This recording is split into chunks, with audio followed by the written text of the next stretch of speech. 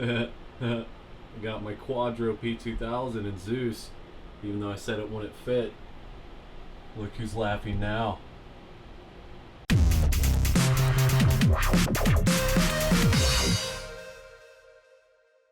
Ah yes, Zeus.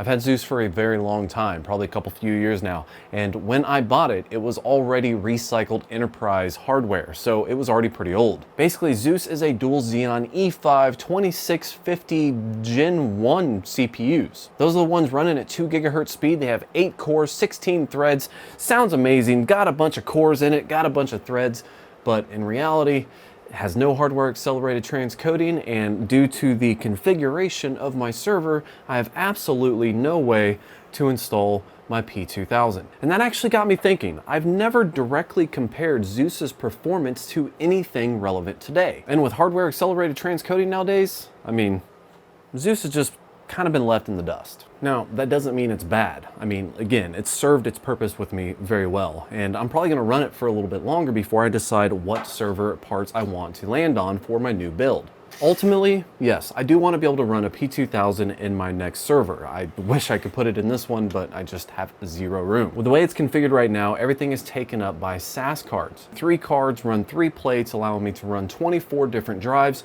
So if I wanted to actually run a P2000 in this thing, if it would even fit, which actually now that I look at it, even if I took out a SAS card, the PCI slot is too old. So yeah, no matter what, this thing is not going in Zeus. It is not gonna happen. I know, it doesn't really matter because I'm gonna replace it anyways. However, I do kind of wonder what the direct comparison would be from Zeus to something like the 3900X or the P2000 build with 3900X. I mean, here's something crazy to think about. The Synology DS1019 Plus that I reviewed actually was able to transcode 9 different streams at the same time. At the time, I made a joke. I'm like, those are basically almost running Zeus numbers. It was kind of a joke, but I knew deep down inside in like a hurtful way, it was kind of true and made me a little sad. I mean, I would absolutely never trade in a full-blown unraid server for something like a Synology NAS. I mean, they're just completely 2 different worlds. I mean, sure, you can get it to work, transcode some of your stuff, and it could be a very powerful Plex server, but overall,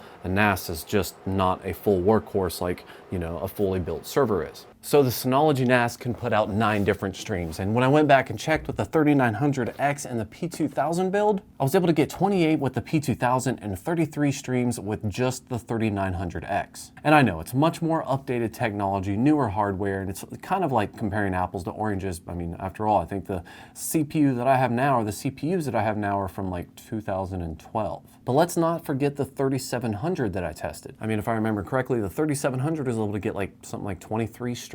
So with all that in mind, Zeus is definitely outdated. And I say that because through my testing through Plex, I was only able to technically be able to start 11 different 1080p transcodes at the same time. And I say technically start because although I could get 11 going and it would technically play for a little bit, it was not reliable. So reliably, without any kind of stuttering or buffering, I was only able to play 10 different transcodes at the same time. 10. The NAS was 9 streams. The NAS was 9 streams. This little bitty tiny box, much bigger than that, was able to do 9 streams. Oh man. And let's not even compare with the P2000. Okay, I mean, 28 streams compared to 11. Oh wow, you know? And you might be thinking to yourself, well, Jason, if you don't actually use 10 streams all the same time, what does it really matter? And my answer for you is, it doesn't really matter for the most part, but I like powerful things and Zeus is not very powerful. You can see this like slow rabbit hole of me convincing myself to upgrade Zeus to a new server.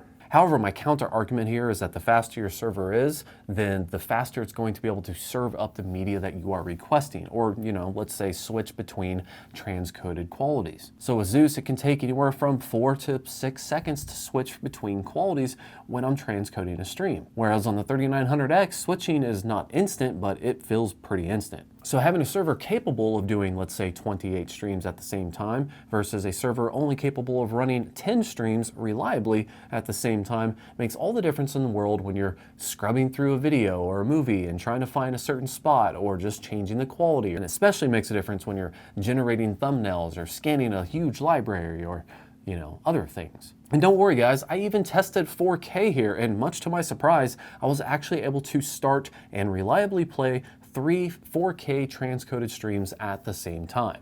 Which honestly, I thought it was like 2, so you know, this might be a little skewed because I'm using my test files and they're not super high bitrate, but still, I was able to get 3. P2000 was able to get 8, and the 3900X, if I remember right, was able to get 4. So at least comparing the 3900X to Zeus with its dual Xeons, going from 3 to 4 transcoded streams for 4K is not as terrible as 11 to 33 1080p streams. I keep saying 11, but it's 10.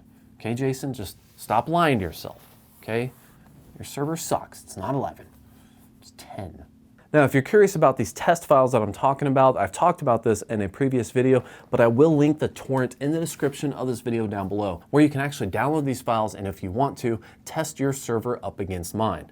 But I'll give you a little bit of a heads up when you're getting in this like testing 10, 15, 20, 25 streams, testing methodology gets a little weird. Talking about running multiple browser windows, bunch of different tablets, all kinds of things, just to make sure that you're not running into a bottleneck either with your browser, your computer, or your network. But if you want to try out with 4K streams, that's a lot easier to test, and you can see how well you compare not only to the 3700, the 3900, and the P2000 from previous videos, but also to Zeus, my dual Xeon 2012 old recycled hardware that desperately needs replaced. So in conclusion, I need to update, and I've actually talked to some people on Discord. If you're not on my Discord channel, you can check out links to that also in the description down below. But I've talked a little bit on Discord about the selection for my next upgrade. And basically what I'm looking at is probably a server chassis that's going to hold 36 different drives and be able to handle a standard eATX motherboard. I don't know which motherboard I'm going to use yet or what processor I want, but I know I will either run a P2000 or a P4000. I take that back. I mean, depending on how things go, I might just, you know, buy an RTX 4000 for reasons. Either way, there's a lot of ideas up in the air, and part of me is like, hey, my server still works and I don't use anywhere near 10 streams all at the same time. But the other part of me is like, I really am kind of an embarrassment to myself by running Zeus and being, you know, as server focused and power focused as I am on this channel. To run something like Zeus is just, it's embarrassing. I think the only way to make it more embarrassing for me is if I would have, like, I don't know, kept that Synology NAS and used that to replace my Unraid server. But I don't think anyone's gonna do something like that. Well guys, that's it for today's random video. I just wanted to throw some numbers out there so you know exactly how Zeus stacks up, and you could probably even compare it to your own server if you want to. Also, it's me crying to myself saying, Jason, upgrade your stuff because it's old, it's battered, and it's ugly, and it needs replaced. If you do end up downloading the B&B test files, post them in the comments below with your results. Specifically, how's your 4K? That's like the easiest thing to test. So are you getting 3, 4, 5, 8, 20? How many 4K streams are you able to transcode from the original down to 8 megabits per second? I guess I should probably say that. The 4K I always go down to 8, and the 1080p I always go down to 2 megabits per second. So, you know, that's what I do. As always, thank you for watching, like, and subscribe, and have yourself a great day.